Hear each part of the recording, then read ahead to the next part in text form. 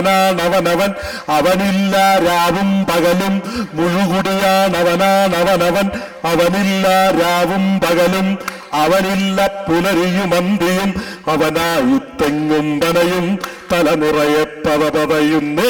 പ്രസിഡന്റിനെ കൈയടിക്കാം. 2 ദിവസം കഴിഞ്ഞാൽ ഇവിടം വിട്ടുപോകേണ്ട ആളാ. കൈയടിക്കുക. മുഴുകുട്ടിയാണവനാണവനവൻ അവനില്ല രാവും പകലും അവനില്ല പുലരിയുമന്തിയും അവനായി തെങ്ങും പനയും തലമുറയെ പതപതയുന്നേൻ. അവനായി തെങ്ങും പനയും തലമുറയെ പതപതയുന്നേൻ.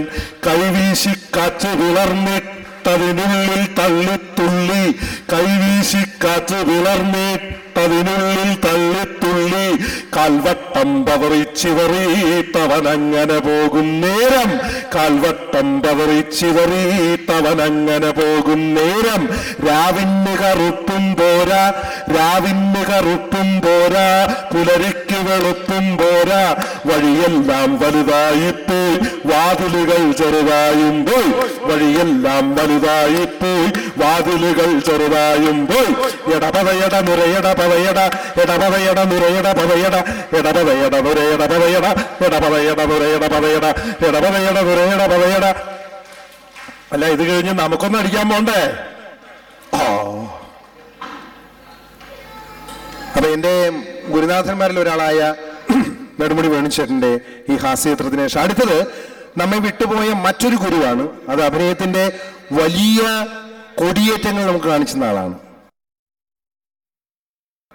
ഞാൻ ആള് മാറുകയാണ്. ചിലപ്പോ മനസ്സിലാവും, മനസ്സിലായില്ല ഞാൻ വീണ്ടും പറഞ്ഞു നോക്കിയോളൂ.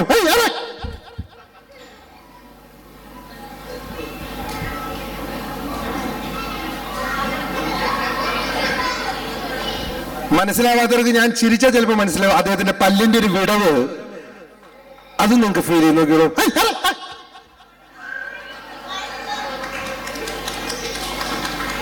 ഒരു ഫോട്ടോ എടുക്കണം. ഇതിന് ഫ്ലാഷിന്റെ ആവശ്യമില്ല, അത് ഇവിടെ തന്നെയുണ്ട്.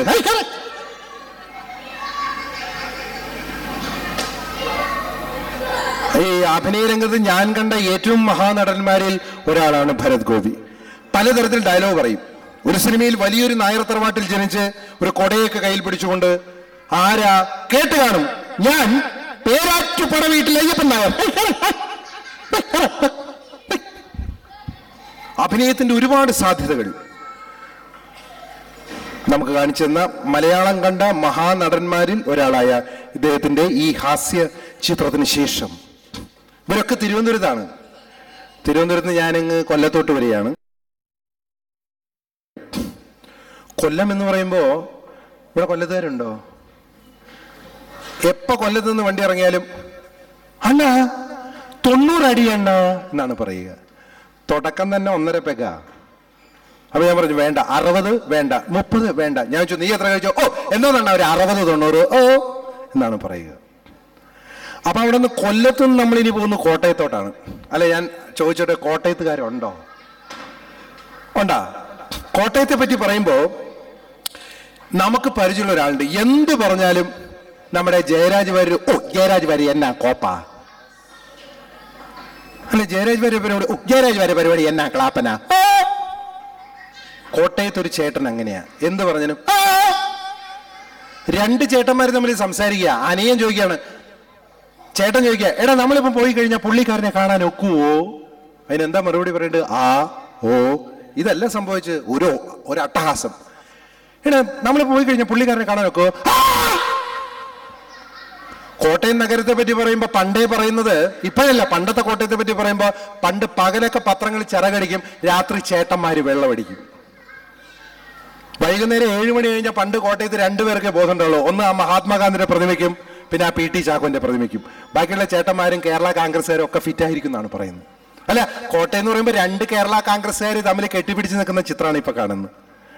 നമ്മുടെ പാലായിലുള്ള കേരളത്തിൽ ജനാധിപത്യ പ്രസ്ഥാനങ്ങൾക്ക് വേണ്ടി എന്ത് തരം കാര്യങ്ങൾ ചെയ്താലും എന്നെ സംബന്ധിച്ചിടത്തോളം ജോസഫുമായി കൂട്ടുകൂടാതിരിക്കുന്ന പ്രശ്നമില്ല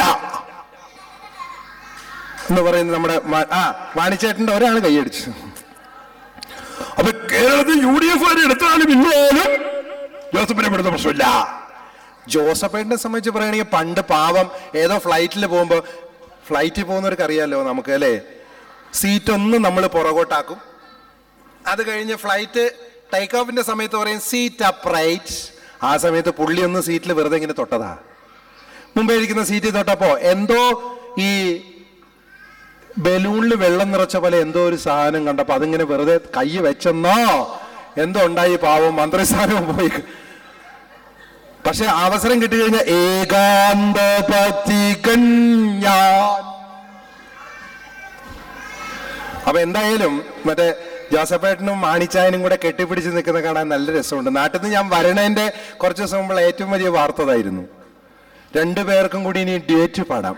ഏഴിലം പാലപൂത്തു, മാണിച്ചായം പാടും. ഏഴിലം പാലപൂത്തു പൂമരങ്ങൾ കൂടാ പിടിച്ചു വെള്ളിമലയിൽ. ജോസഫേട്ടൻ കൈ. പിന്നെ കോട്ടയത്തെ പറ്റി പറയുമ്പോൾ എനിക്ക് ഓർമ്മ വരുന്നത് വെച്ചാല് ഒരു വർത്തമാനത്തിനിടയ്ക്ക് പാ വെച്ചിട്ടൊരു പാട്ട് പാടാൻ ഞാൻ പണ്ടൊരിക്കൽ കോട്ടയത്തുകാരനോട് പറഞ്ഞു. സ്റ്റേജിൽ സംഗീത പരിപാടി. അപ്പൊ എന്നോട് ചോദിച്ചു ഏതാ? ഞാൻ പറഞ്ഞു പാ. അത് അസലായിട്ട് പാടി. പൂമുഖവാതിൽക്കൽ സ്നേഹം വിടർത്തുന്ന പൂന്തെങ്കളാകുന്നു ഭാര്യ. ഞാൻ പറഞ്ഞു ഭാര്യ എന്നാണ്. ഓ അതങ്ങ് നിങ്ങളുടെ നാട്ടിൽ പറഞ്ഞു വെച്ചാൽ മതി, ഞങ്ങൾ ഭാര്യ എന്നാ. യേശുദാസ് ശരിക്കല്ല പാടുന്നതെന്ന് പറഞ്ഞു. ദാസേട്ടനെ ഇതുണ്ടായതാ. ഒരാള് ദാസേട്ടനെ കണ്ടപ്പോ നേരിട്ട് പോയി പറഞ്ഞു പാട്ടൊക്കെ കൊള്ളാം ദാസേട്ടാ സാറേ, പക്ഷേ ഒരക്ഷരം കുഴപ്പമാ. അപ്പൊ ദാസേട്ടൻ ചോദിച്ചു ഏതാ അക്ഷരം കുഴപ്പം? നിങ്ങൾ പാടുന്നത് ശരിയല്ല, ഭാര്യ എന്നാ പാടുന്നത് ശരിയല്ല, ഭാര്യ ഭാരതം എന്ന് പാടണം. ദാസേട്ടൻ അവിടെ നിന്ന് ഒന്നും പറയാതെ രക്ഷപ്പെട്ടു എന്നാ പറഞ്ഞത്. പിന്നെ കോട്ടയത്തെ പറ്റി പറയുമ്പോൾ ഏറ്റവും പറയേണ്ടത് പ്രതിപക്ഷ നേതാവ്. പ്രതിപക്ഷ നേതാവിനെ അറിയാമോ? ഇന്നും മുടി ചെയ്യാൻ സമയമില്ല. എത്ര ചീർപ്പങ്ങേർക്ക് വാങ്ങിച്ചു കൊടുത്തു. ഇനിയിപ്പോ കേരളം ഭരിച്ചിട്ടേ അടങ്ങൂ എന്നുള്ളതാണ്. കാരണം ഒരു സ്ഥലത്ത് ഇരിക്കൂല, എണീറ്റൗട്ട് നിൽക്കൂല, ഓട്ടത്തോടെ. അതായത് കേരളത്തിന്റെ പ്രതിപക്ഷ നേതാവ് എന്ന രീതിയിൽ അയർലൻഡിൽ വന്നൊരു തിരഞ്ഞെടുപ്പിൽ നിൽക്കണോ എന്നാലോചിച്ചു കൊണ്ടിരിക്കുകയാണ്. വേറെ ഒന്നുമില്ല. നാടിന്റെ വികസന പരിപാടികൾ ആലോചിക്കുമ്പോൾ കേരളത്തിൽ എന്ത് വൃത്തികെട്ട ഭരണമാണ് നടക്കുന്നത്, ഞാനാണെങ്കിൽ ഇതിലേക്ക് വൃത്തികെട്ട ഭരണമാവില്ലേ എന്ന് ചോദിക്കുന്നവരുണ്ട്. ആ കൊച്ചിന് പോലും ഉമ്മൻചാണ്ടി സാറിനെ അറിയാം. അപ്പൊ അങ്ങനെ അദ്ദേഹത്തെയും കണ്ടുകൊണ്ട് ഞാൻ ആലപ്പുഴയിലേക്ക് വരികയാണ്. ആലപ്പുഴ എന്ന് പറഞ്ഞ ഏറ്റവും മനോഹരമായ സ്ഥലമാണ്. പക്ഷെ ആലപ്പുഴയിൽ കുന്നും മലയൊന്നുമില്ല. നമ്മുടെ പ്രദേശം പോലെ കുറച്ച് ഇപ്പൊ ഇവിടെ തന്നെ ഉണ്ടല്ലോ അല്ലെ, മനോഹരമായ കുന്നും താഴ്വരകളും മാനും മയിലൊക്കെ ഉണ്ട് ഇവിടെ. അപ്പൊ ആലപ്പുഴയെ പറ്റി പറയാൻ വെച്ചാൽ കുന്നും മലയില്ലാതെ പഴച്ചു പോയ സ്ഥലം എന്നാണ് പറയുക. അപ്പൊ ചോദിച്ചു നോക്കൂ, ഒരു ആലപ്പുഴക്കാരനോട് ചോദിച്ചു നോക്കൂ നാടെവിടാ, ഉടനെ അയാൾ പറയും ആലപ്പുഴ. എടാ ആലപ്പുഴ എന്നേ പറയൂ. ആലപ്പുഴയിൽ അതിപ്രശസ്തമായൊരു ക്ഷേത്രമുണ്ട്. അതിന്റെ പേര് മുല്ലയ്ക്കൽ ഭഗവതി ക്ഷേത്രം എന്നാണ്. ആലപ്പുഴയിൽ ഒരു പ്രത്യേക ആളുകൾ പറയുന്നത് കൂട്ടുകാരെ വിളിക്കുന്ന എടകുമ്പാരി എന്നാണ്. അപ്പൊ ഒരു കൂട്ടുകാരൻ മറ്റേ കൂട്ടുകാരോട് സംശയം ചോദിച്ചു. എടകുമ്പാരി, എനക്കൊരു സംശയം. എന്താണ്? നമ്മുടെ മുല്ലയ്ക്ക ഭഗവതി ഇല്ലേ, മുല്ലയ്ക്ക ഭഗവതി, നമ്മുടെ മുല്ലയ്ക്ക ഭഗവതി ശിവനാ വിഷ്ണുവാ? എന്താണ്?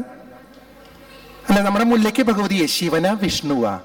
അപ്പൊ മറ്റോ പറഞ്ഞു നീ എന്ത് വിവരം കെട്ടവനാണ്, കൊമ്പും തുമ്പിക്കൈയും കണ്ടാൽ അറിഞ്ഞൂടെ സുബ്രഹ്മണ്യനാണെന്ന്.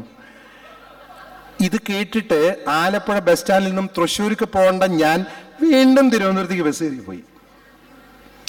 അപ്പൊ ആലപ്പുഴ എന്ന് പറയുമ്പോൾ എൻ്റെ മനസ്സിൽ കിടക്കുന്ന ഏറ്റവും മുണ്ടെടുത്തുകൊണ്ട് ഒരാൾ നടന്നു വരുമ്പോഴാണ് അത് പറയാൻ ഏറ്റവും ഇഷ്ടം. ആലപ്പുഴ എന്ന് പറയുമ്പോൾ എൻ്റെ മലയാള ഭൂമിയിൽ വെച്ച് ഏറ്റവും പ്രശസ്തൻ നമ്മുടെ മുഖ്യമന്ത്രിയാണ്. മുഖ്യമന്ത്രിയെ സംബന്ധിച്ച് പറയുകയാണെങ്കിൽ ഒരു പണിയില്ലാത്ത അവസ്ഥയപ്പോ മിണ്ടിക്കഴിഞ്ഞാൽ പിടിക്കും. മുഖ്യമന്ത്രിയുടെ വരവ് തന്നെ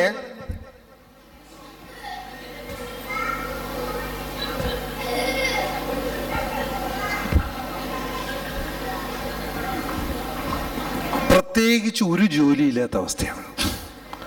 പക്ഷെ മുഖ്യമന്ത്രിയെ സംബന്ധിച്ചിടത്തോളം എനിക്കേറെ ഇഷ്ടപ്പെട്ട ഒരു സംഭവം, ബാംഗ്ലൂരിൽ പോയിട്ട് ഇംഗ്ലീഷ് പറഞ്ഞു നമ്മുടെ മുഖ്യമന്ത്രി.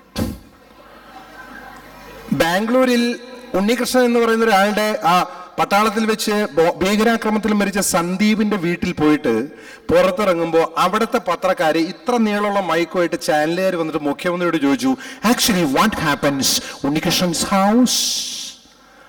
മലയാളത്തിൽ പറഞ്ഞാൽ മതി.